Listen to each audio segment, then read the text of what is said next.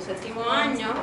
Participé con varios compañeros en la huelga 2010, ¿verdad? Era poco en ese proceso, que había tenido esa experiencia. Yo prometo ser mucho más corto, ¿verdad? Que mis otros compañeros que han pasado por aquí. Y básicamente yo dividí en varias partes la ponencia y quisiera empezar con hacer, ¿verdad? Preguntas problematizadoras que después se pueden llevar y contestar, ¿verdad? ¿Para qué organizarnos en la universidad? ¿Por qué organizarnos aquí mientras si hay otros espacios donde nos podríamos organizar? Comunidades geográficas o funcionales. ¿Para qué sirven los plenos? ¿Por qué simplemente para organizar actividades o organizarnos como estudiantes? Que un poco... Otra pregunta podría ser, ¿por qué gastar energías organizándonos como estudiantes si nos graduamos en 5 o 4 años?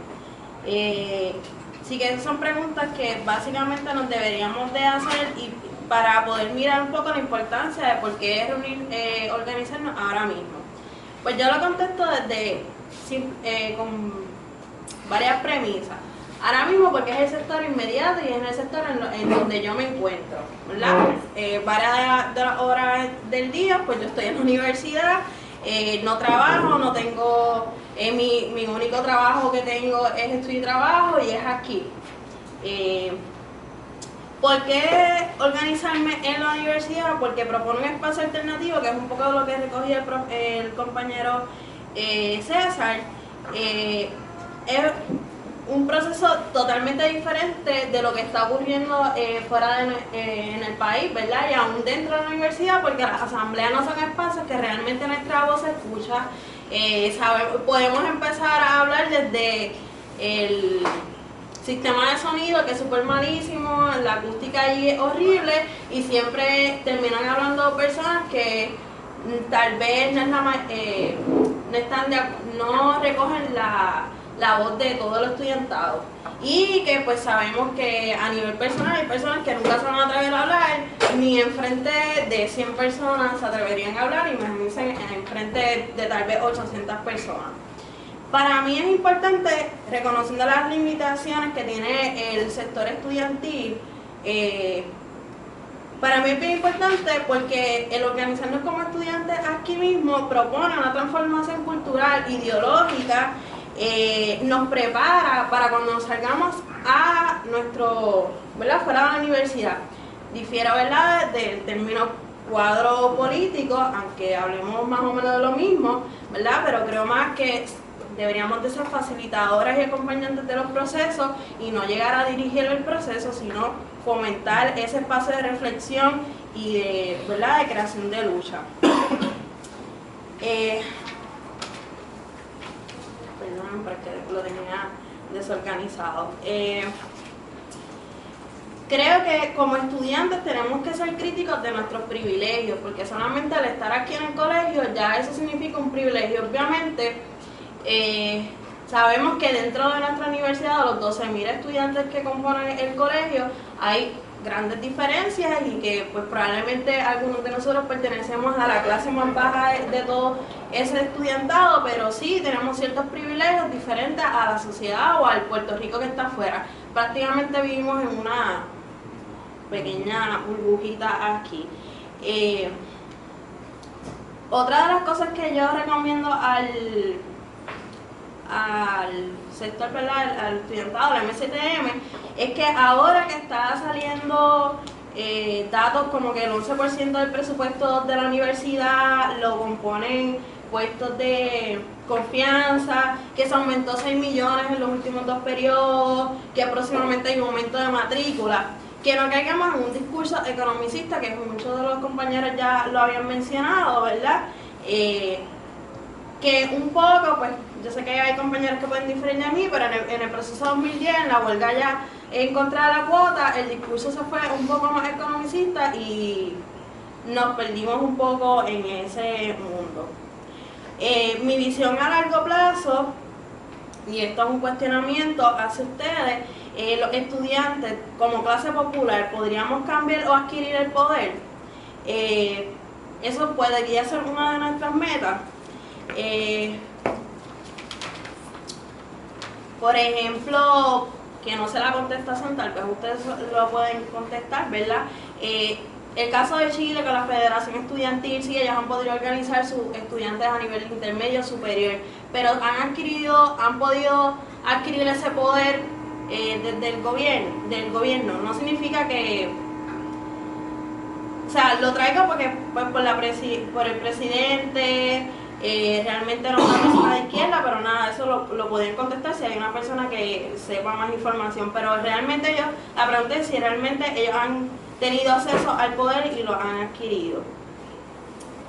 Yo había puesto aquí ahorita, yo sé que es un punto de debate, la revolución probablemente no salga del sector estudiantil, sino, pero Juan lo articuló mucho mejor, ¿verdad? Que todo esto tiene que ir ligado a otros sectores, no únicamente desde nosotros, y esto es hablando en la parte a largo plazo. Si nos proponemos hacer trabajos en comunidades aledañas y que ya están un poco organizadas, no debemos de ir con el discurso elitista, sino con un discurso de ser facilitadores y acompañarnos, incorporarnos a estas comunidades, con la visión de ampliar y crear procesos de reflexión y de construcción de poder reales. Estas comunidades pueden ser geográficas, tal vez a donde nos hospedamos, donde vivimos nuestros pueblos de residencia naturales, o los espacios de trabajo donde nos encontremos. Ya partiendo un poco de lo de la visión a largo plazo, pues yo quería hablar un poco más de lo que tenemos hasta ahora y nuestra estructura.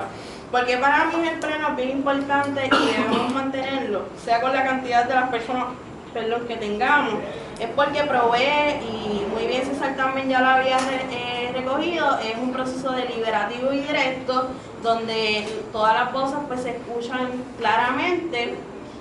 Quería hacer un poco de crítica sobre la coordinadora que existe en estos momentos, ¿verdad? Entiendo que no se debemos de romper con el discurso de que son 11 recintos en UPR, cuando allí realmente no participan los 11 recintos. La coordinadora en estos momentos realmente nos va a dar órdenes, o únicamente va a funcionar para crear actividades, o va a ser un lugar para coordinar ciertos trabajos, así que eso es una cuestión más de cuestionamiento a lo que debe ser la coordinadora.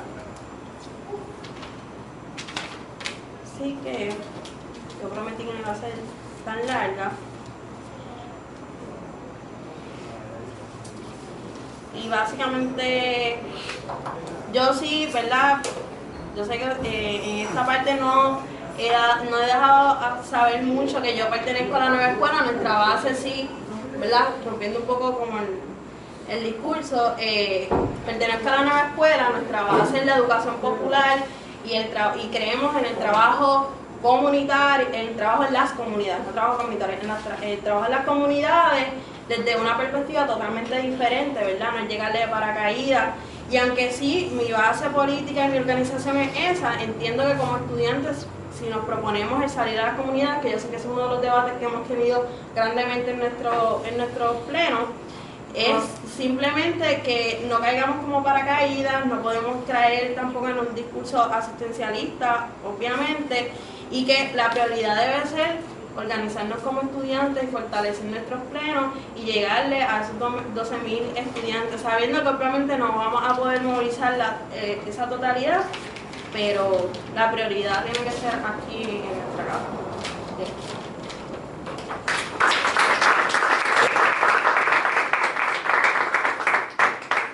Bueno, pues, terminaron ya todas las ponencias, tenemos la parte que es de debate abierto.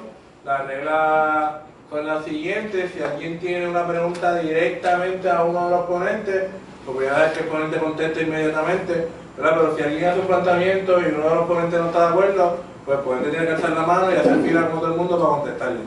Así que yo voy a estar aquí cogiendo las manos, empiezo con Pedro y después Raúl y sigo por las manos, así que zumba. Es una pregunta, César. ¿Me podría explicar un poco mejor sobre el derecho, no como un fin, sino como un resultado de una lucha de poder? Explicar un poco el tener eso en mente. Porque eso podría traer implicaciones inmediatas que me resuenan un poco peligrosas, pero me quiero aclarar. Y contesto inmediatamente. Okay. Sí. Si preguntas directas, contesta inmediatamente. Ok. Miren, esto es una cosa, nada. A veces tenemos la noción de que el derecho, de que la ley como tal, ¿verdad?, adquiere vida propia, ¿verdad? Y en ocasiones tendemos a confundir con que aquello que reconocemos como la ley escrita es el estricto resultado de un proceso legislativo. ¿Está bien? Yo planteo que no, que el derecho o la ley escrita, como se quiera plantear, no es el mero resultado de un proceso legislativo. Es el resultado, si acaso sí, de un proceso legislativo que se da previo a lo que nosotros reconocemos comúnmente como un proceso legislativo que está allí encerradito en puerta de tierra, entre cuatro paredes del Capitolio. De hecho, ayer se desprendió un pedazo del techo del Capitolio, en el hemiciclo. Algún mensaje habrá eso, ¿verdad? Pero el derecho, lo que se lleva como norma, ¿verdad?, no es otra cosa que el producto de las relaciones de fuerza, ¿verdad?, que representen un momento histórico. Por ejemplo, en los últimos 15 años nosotros hemos visto cómo el derecho se ha transformado, cómo el derecho se ha flexibilizado, por ejemplo, en el caso del derecho laboral, en un momento como este, en donde gran parte del poder, ¿verdad?, que tenían, ¿verdad?, o de que gozaban los estados, que nosotros le llamamos soberanía, se ha perdido y se ha trasladado al sector financiero. ¿Ok? Por eso a mí me parece que correctamente, por ejemplo, un movimiento como Occupy Wall Street fue Occupy Wall Street y no fue Occupy Washington DC, porque Occupy identificó correctamente hacia dónde el centro de poder se va desplazando. Y una de las demandas principales de Occupy fue, miren, el poder legislativo real no está en Washington DC, está en Wall Street, está en Nueva York. ¿Y qué está pasando? Esa relación de poder, esas relaciones de fuerzas, crecientemente, pues nada, las ha ido ganando ciertamente los sectores financieros que han penetrado al campo de la política. No sé si... Ahí mi pregunta es que en cierto momento me parece que intercambian mucho la noción de ley con derecho. El derecho como una noción abstracta de una norma social y la ley como lo que comenzó utilizando el derecho, que claro, eso fue lo que me confundió. Claro. ¿Podría definirme un poco mejor con qué es lo que ve como derecho en sí? Si es la ley o si son normas sociales particularmente. Podrían ser las dos cosas. Pero ciertamente hay nociones distintas sobre el derecho. Nosotros, por ejemplo, hay una noción sobre el derecho social, que no necesariamente es el derecho escrito, ¿está bien? Que se puede considerar como una serie de normas, ¿verdad?, autónomas al derecho estatal, o lo que otros llaman, por ejemplo, el pluralismo jurídico, que no es otra cosa que la coexistencia de sistemas normativos o jurídicos, ¿verdad?, que pueden ser, por ejemplo, la manera en que comunidades autónomamente producen y reproducen sus propias normas, paralelamente con las normas y las leyes del Estado. Sí, o sea, la noción del derecho puede ser bien amplia y no necesariamente va encerrada a la noción del derecho escrito. Por último, lo otro que yo planteé en mi escrito es que, en cuanto a las propuestas, y aquellas propuestas que se basan en adelantar, ¿verdad?, reformas legales, es que hay que tener un pelín de cuidado y hay que ser crítico. Pues la misma forma del derecho, es decir, porque en ocasiones el derecho nos tiende una trampa, ¿verdad? Nos tiende una trampa y aquellas movilizaciones políticas, ¿verdad? Pensemos, por ejemplo, la movilización política en los 60 en Estados Unidos por los derechos civiles. Una vez alcanzado el fin de la ley, que es reformar la ley, puede resultar en una desmovilización, ¿verdad? Y una disminución del antagonismo social y político que es necesario para que la lucha continúe.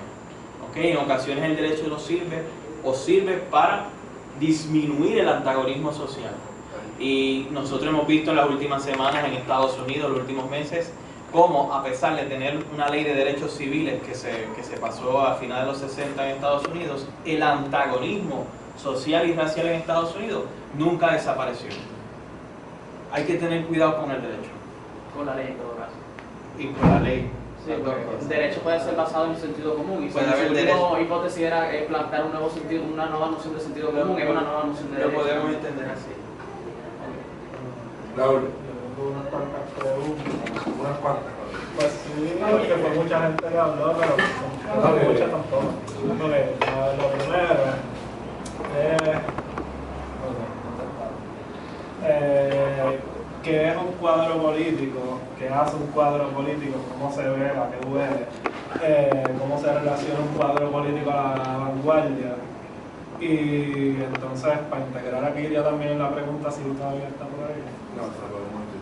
Pues cuando diga le digo también, pero entonces, partiendo de la descripción y definición de lo que es un cuadro, cómo esto se diferencia del concepto de facilitador que ella planteó, y pues, como que quizás intentar llegar a un consenso de que quizás estamos hablando de la misma cosa.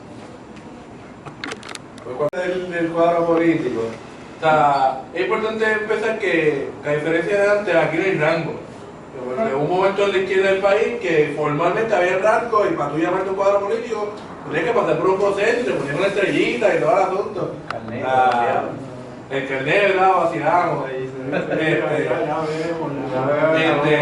Pero obviamente pues eso ya no pasa así. Lo que estamos hablando es la gente que tiene el nivel de compromiso y de conciencia como para asumir, no solamente ir a actividades de protesta, sino intentar organizar las actividades de protesta.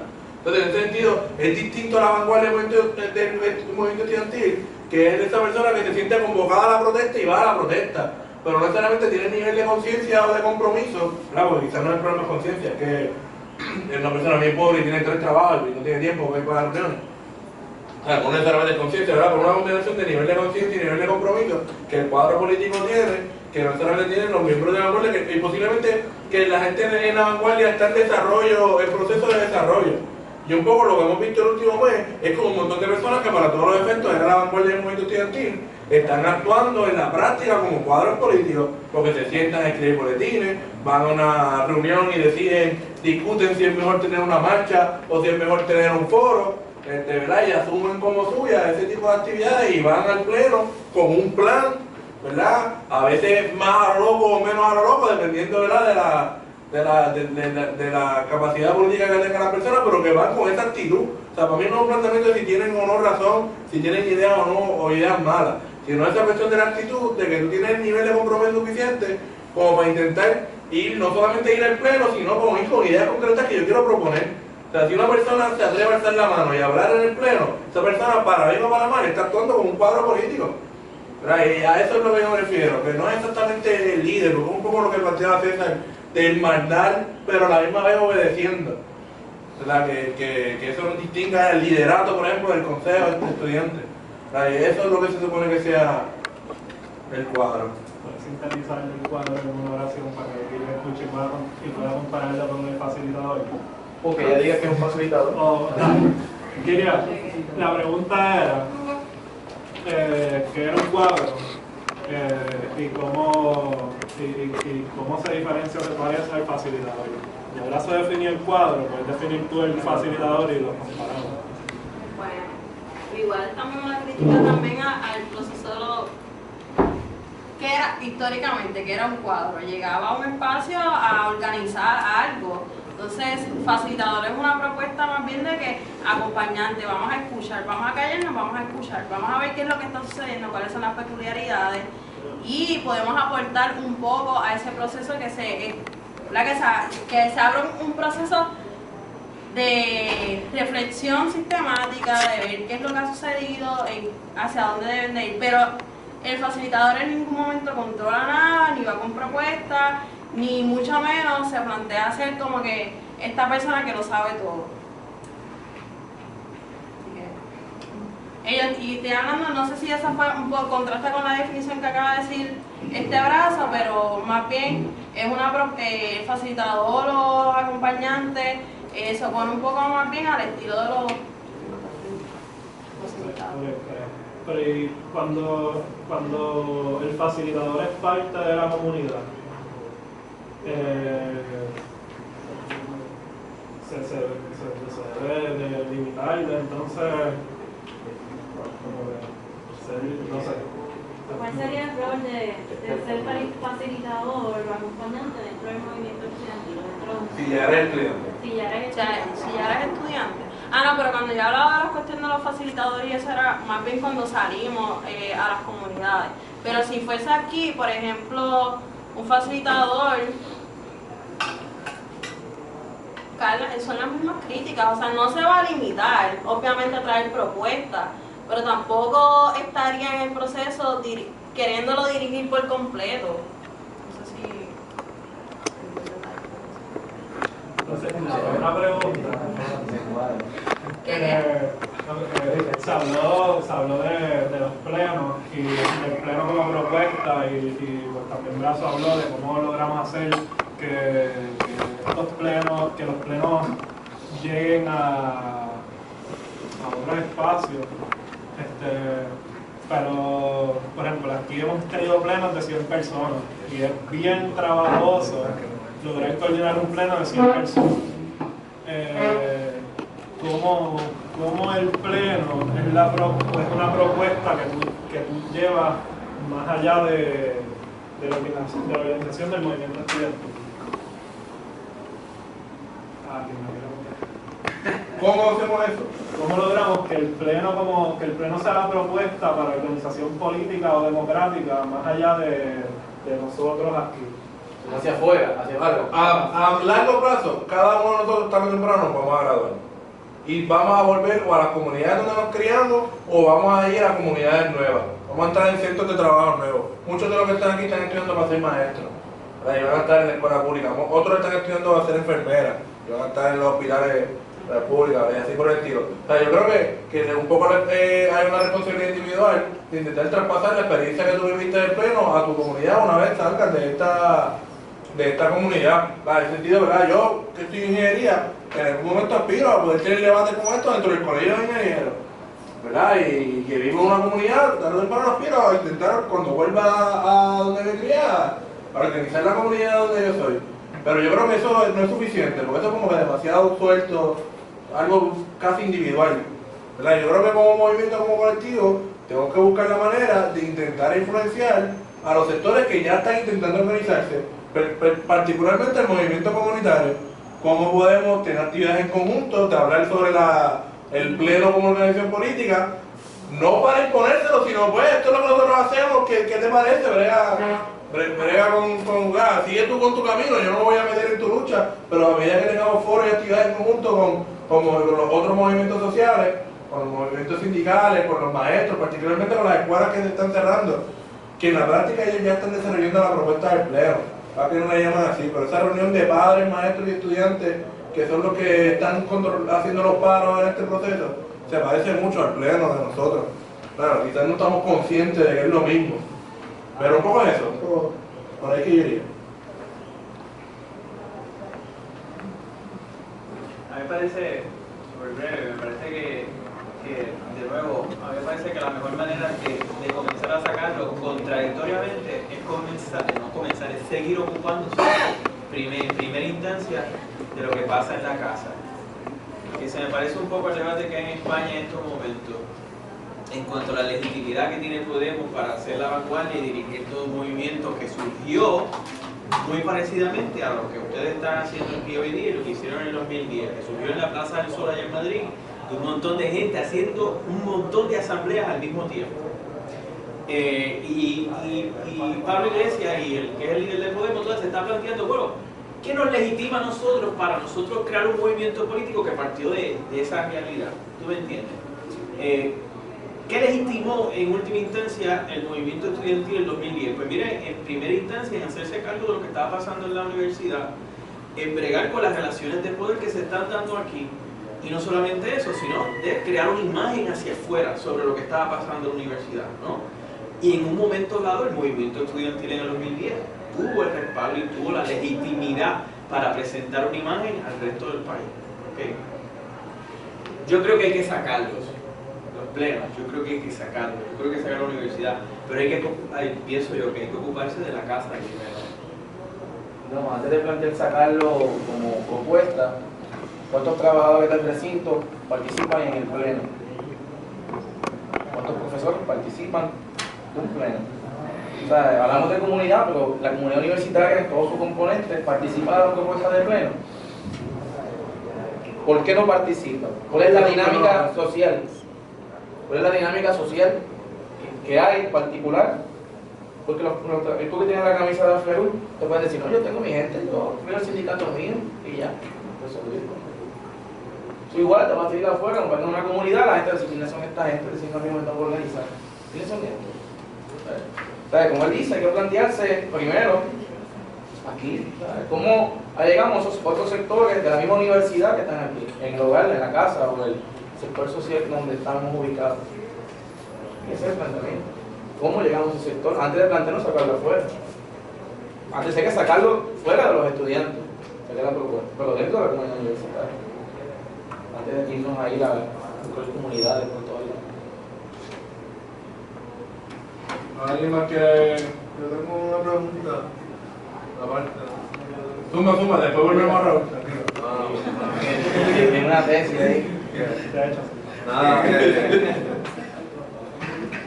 mientras también por los plenos, que estamos pensando en fortalecerlos en casa y llevarlo, hacerlo lo mejor posible aquí.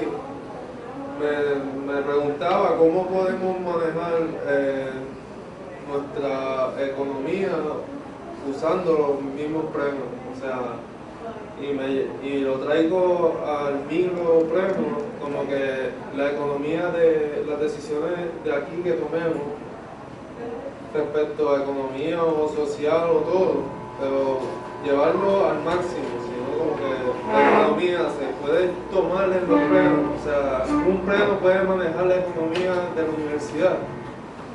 Y entonces, si eso es posible, o sea, ¿por qué no comenzamos poco a poco para poderlo usar de ejemplo para nuestro país? O sea, no sé si es posible, si me pueden decir cómo. ¿Alguno de los otros que...? Sí, yo No sé qué. Ok, por ejemplo, no sé. ¿Puede el pleno tomar el poder dentro de la universidad, aunque no en el país? Y de alguna manera administrar la universidad. Exacto. Y debemos aspirar a eso. Yo añadiría una segunda pregunta por vacilar, por molestar. Eso es basándonos en el sistema actual, obviamente. Claro. Yo creo que una de las películas que no se dio tiene que ver, estaba relacionada con tu pregunta. En el caso de Argentina, los trabajadores toman la fábrica, que por ejemplo la fábrica sin paz, que triplica la producción sin patrono, se llama sin paz, sin patrono. Tomaron la fábrica, la organizaron, empezaron a producir, todo chévere. Llegó una lucha para que el gobierno reconociera desde la burocracia. Obviamente ellos tienen la fuerza social, ¿no? Tienen trabajos organizados, gente alrededor de las comunidades que aplazaron las demandas fuera del movimiento de ellos, ¿no? Todo un sector incluyendo hasta las demandas de los mapuches tienen incluidas ahí. Pero el planteamiento es si se va a hacer la propuesta. ¿Sabes? Porque acá tenemos otras dificultades. El problema del mercado, que es nacional, internacional. Si le hacen un boicot, le bajan la producción. Tenemos unos problemas ahora de supervivencia de muchas de las fábricas. Por lo menos yo, que visité con Plena Argentina, visité unas cuantas. Ellos fundaron un instituto de educación que se llama la Universidad Popular de los Trabajadores, el INPE, creo que se llama. El planteamiento de las discusiones era o nos transformamos en una versión política a nivel nacional para tomar el poder, o nos quedamos fragmentados, atomizados en distintas fábricas. Porque ellos no son los únicos, hay varias fábricas. Pero al fin de cuentas el problema te va a tropezar con un problema más grande. Hay compañeros allá que planteaban esta teoría autonomista, de aislarse. Pero el debate grande era que vamos a hacer ahora, tomamos la fábrica, estamos produciendo, pero tenemos un montón de problemas. Porque acá tenemos problemas de la supervivencia de las mismas propias fábricas y esos proyectos sociales que elaboran alrededor de esas fábricas. Están planteando transformar una organización política que discute en el campo de la política ya más macro el poder.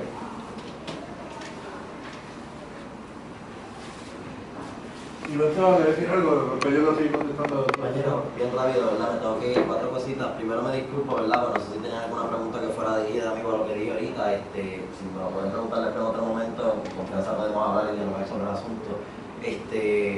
¿verdad? Pero me voy a tener que ir ahora. Lo segundo, pues mañana tenemos marcha, yo no voy a poder ir personalmente, porque tengo un examen mañana de una clase que llevo todavía tratando de pasar, así que voy a pasarla, no voy a ir a la marcha. Pero espero que, ¿verdad? Los que puedan ir mañana que vayan, si no, los que no vayan a ir, pues lo tercero que les voy a decir, hay una conferencia, ¿no? Congreso sobre economía económica. No, es congreso. Empezó hoy lo que había era repartiendo ID y como que comiditas y unas presentaciones, pero mañana, jueves y viernes como tal, pues va a ser el congreso como tal, van a haber charlas sobre ambientalismo, sustentabilidad y economía ecológica, que es cambiar los paradigmas económicos y pues una de las soluciones que yo creo que se deben trabajar aquí en Puerto Rico. ¿Dónde y cuándo y cómo es el registro? Pues el registro ya pasó. El registro ya pasó, no sé cómo estén operando eso del registro y de entrar a las conferencias como tal. Van a haber conferencias todo el día, desde las 8 de la mañana hasta las 5 o 6 de la tarde. Unas van a ser en Celis 100 algo, 116 si no me equivoco, y las otras van a ser en el Figueroa Chapel. Para mí personalmente la más importante o la más interesante está en el Figueroa Chapel y son a las 9:30 de la mañana, a las 10:30, a las 11, casi todo el día, ¿verdad? Van a estar dando conferencias. Pueden buscar por internet CONESEC, que es el nombre del evento como tal. Cuando puedan ver el link a la página del movimiento. Yo lo posteo, aquí tengo un flyer, una cosita así, pero es lo único que tengo. No todos los días voy. ¿Gusta esto? Con ese billete, el logo, la congregación y todo esto. Bueno, nos dieron hasta una libretita, mano, de material reciclado, sustentable y todo. Estaban en Adesio Tarzán. ¿Cómo? Y lo último que les quería decir, que lo quería decir ahorita cuando estaba hablando allá, para calma de las cosas, lo quería decir cuando estaba hablando allá, que fue algo que mencionó el compañero y después lo mencionó otro compañero, César, es que el movimiento estudiantil no es pionero en la no va a ser, ¿verdad? La revolución no va a salir del movimiento estudiantil. Yo estoy bastante de acuerdo con eso, pero creo que hay que recordar un poco a nuestro compañero Fidel Castro, que él sí salió del movimiento estudiantil desde su universidad. Él empezó, el Fidel Castro, ¿verdad? Su figura política empezó en un movimiento estudiantil de la universidad y como 15 o 20 años después hizo la revolución de Cuba. Que realmente tal vez ahora nosotros no seamos el movimiento estudiantil que provoca la revolución, pero tal vez en 15 años, en 10 años, ¿verdad? Cuidado si es menos, pues sí estemos ahí, tú sabes, creando cambios fundamentales en Puerto Rico. Así que con eso los dejo, compañeros. Sí, era estudiante, fue del movimiento, ya no era estudiante. Y tuvo apoyo de los trabajadores y campesinos. O sea, que el movimiento estudiantil es el fermento, ¿no? Para impulsar los demás sectores. Pero no es que va a dirigir el proceso. O sea, no es que va a dirigir, es el fermento, acompañando, inclusive a ver cuadros dirigiendo el proceso. Bueno, seguimos. Sí, porque... Oye, pues seguimos. Estábamos hablando de la pregunta que hizo el compañero Rafa. Había varios turnos con Raúl, y después yo, y seguimos por ahí. No, pero porque estábamos contestando, no estábamos contestando a él. Pero sigo yo. Pues mira, yo creo que a cortísimo plazo, Rafa, yo creo que tenemos que actuar como si esto fuera así. Creo que a corto plazo el pleno tiene que tener la actitud retadora de decirle a la Junta de Gobierno, tú no vas a gobernar, vamos a gobernar nosotros. Nosotros queremos administrar la universidad. Yo creo que en la práctica, si eso se diera, pues sería un pequeño matriz, porque hay un montón de decisiones que tomar que el pleno entraría en grandes contradicciones con hacerlas. O sea, ¿qué vamos a hacer? Por ejemplo, un tema bien sencillo. ¿La universidad va a seguir pagando la deuda? Por eso. La respuesta política es obviamente que no. O sea, si uno vamos a hacer, ¿qué vamos a hacer? Mi state le quita la certificación a la universidad y el diploma de ingeniería se convierte en un certificado de participación. ¿Qué vamos a hacer con ese problema? Pues, a cortísimo plazo, un pleno terminaría diciendo, pues, ¿cómo pagar la deuda? ¿Qué reta? O sea, llega un momento que el mismo sistema te amarra de tal manera que intentar administrar la colonia llegaba un momento que si caíste en esa trampa, te chavaste. ¿Para qué vamos a hacer? ¿Perder los fondos federales o mantenerle la ROTC? Claro, porque yo estoy loco por sacarle la ROTC, pero eso viene las becas. No hay becas PEL. ¿Es las becas PEL con la ROTC o no ROTC sin becas PEL? ¿Y qué vamos a hacer con esa presentación? El punto es que ese espacio traería, un pleno que maneje la universidad traería un nuevo debate, el debate real, como que es el sistema entonces en el que estamos bien, entonces eso nos da una oportunidad para debatir, o sea, precisamente la raíz del problema, el sistema. Pero coincido contigo, la actitud del pleno tiene que ser esa, de arrancar del poder a quien tiene el poder ahora, que es la Junta Administrativa, el Senado Académico y la Junta de Gobierno. Yo creo que esa debe ser la actitud. Más preguntas, comentarios.